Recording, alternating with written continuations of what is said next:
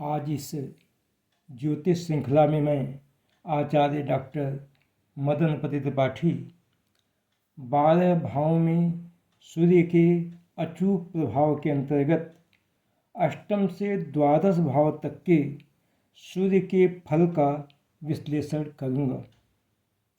इसके पहले के वीडियो में मैं प्रथम भाव से लेकर षष्ठ भाव तक यानी पहले से छठवें भाव और फिर सातवें भाव तक का विश्लेषण आधारित वीडियो बनाया था, जिसे आप मेरे चैनल पर सर्च करके दोबारा भी देख सकते हैं।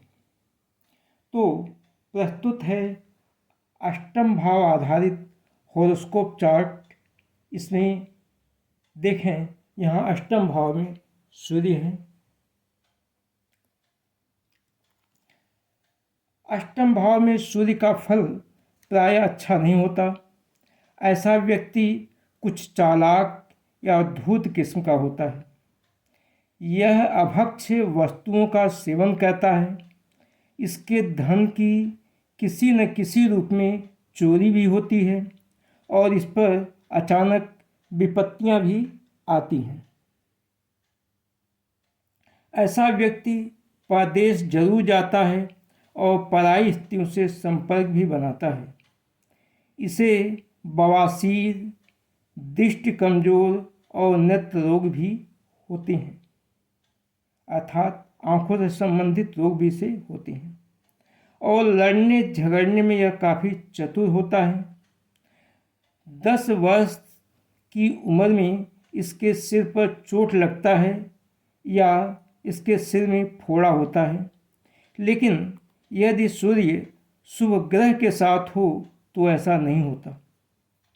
यदि इस अष्टम भाव में सूर्य पुरुष राशि में स्थित हो तो घर की गोपनीय बातें नौकरों या स्त्री द्वारा भी दूसरे लोग जान जाते हैं। अष्टम भाव के सूर्य से पत्नी की मृत्यु के पहले ही पति की मृत्यु हो जाती है। और इसे आप नोट कीजिए कि यदि इस अष्टम भाव में मिथुन या कर्क या धनु या मीन राशि हो और इसमें सूर्य हो तो व्यक्ति की सामान्य मौत होती है। लेकिन यदि यहाँ मेष या सिंह राशि हो तो व्यक्ति की झटके से मौत होती है। यह झटका किसी भी रूप में हो सकता है, हार्ट अटैक के रूप में या इलेक्ट्रिक शॉक के रूप में या कुछ जिस रूप में भी, और इसकी आकस्मिक मृत्यु होती है। किंतु यहाँ शेष बची राशियों में से कोई यदि राशि हो तो व्यक्ति की लंबी बीमारी से मृत्यु होती है। अब नवम भाव पर आधारित हॉरोस्कोप चार्ट प्रस्तुत करते हैं। देखिए, यहाँ नवम भाव में सूर्य की स्थिति।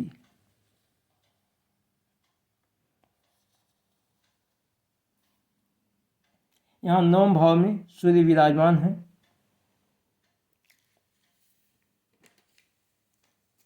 नवम भाव में सूर्य वाले व्यक्ति का अपने सगे भाइयों से नहीं पटता है।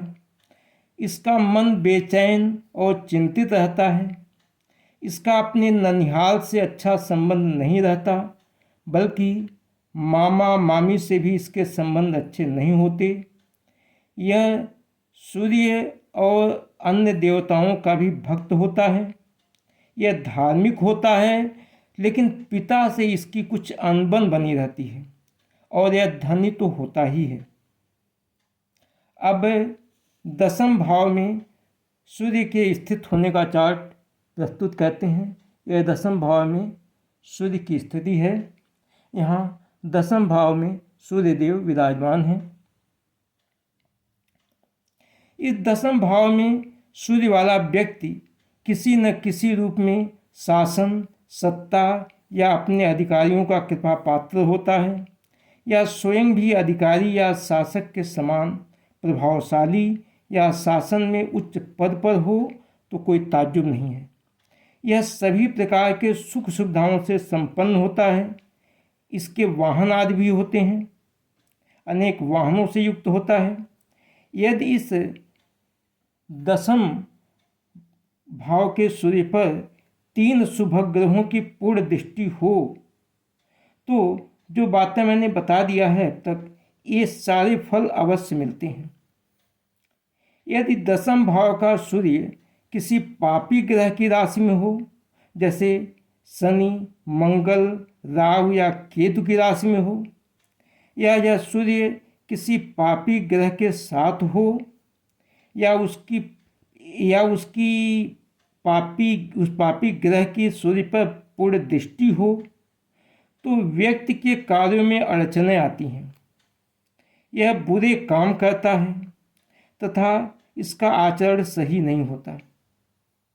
इसका अंतिम समय भी अच्छा नहीं रहता। यह रोगग्रस्त तथा अनेक तरह से कष्ट पाता है।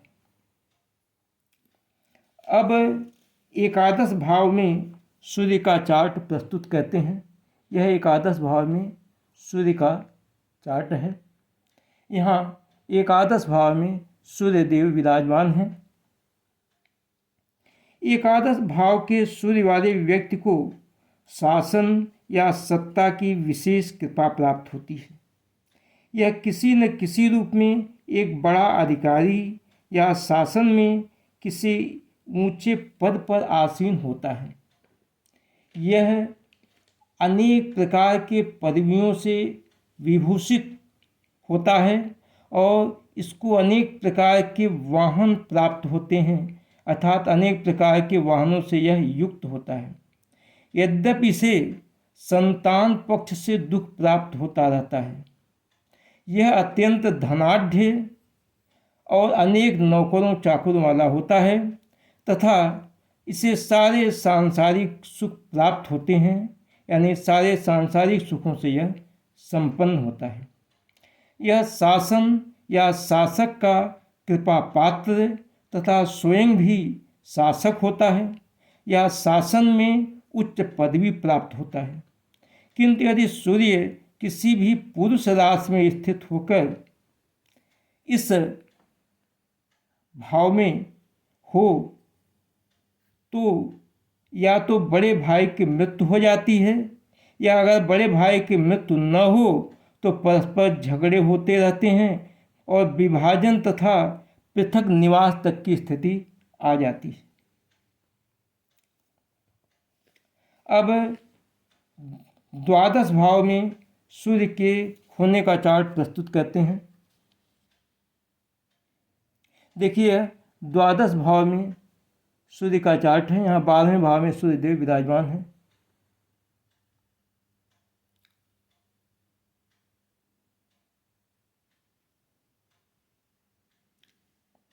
तो यहाँ 12वें भाव में सूर्य के होने से व्यक्ति को आँखों में रोग होने से अधिक कष्ट प्राप्त होता है। व्यक्ति को आँखों का रोग होता है।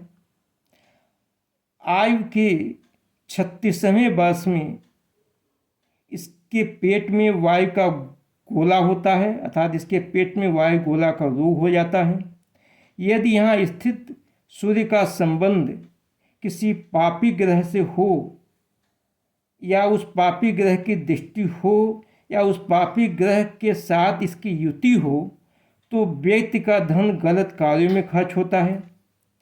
यदि इस 12वें स्थान में कर्क या वृश्चिक या मीन राशि हो और यहाँ सूर्य स्थित हो तो व्यक्ति खर्चीला तथा बेफिक्र होता है।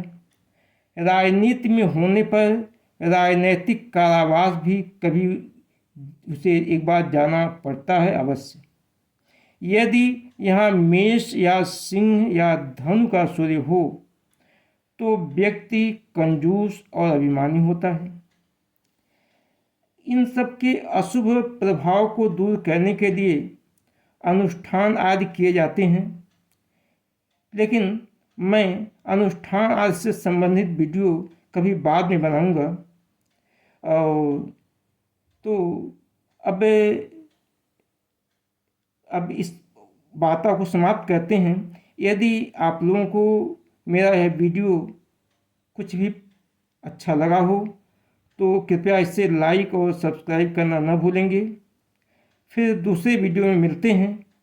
धन्यवाद, बहुत बहुत धन्यवाद।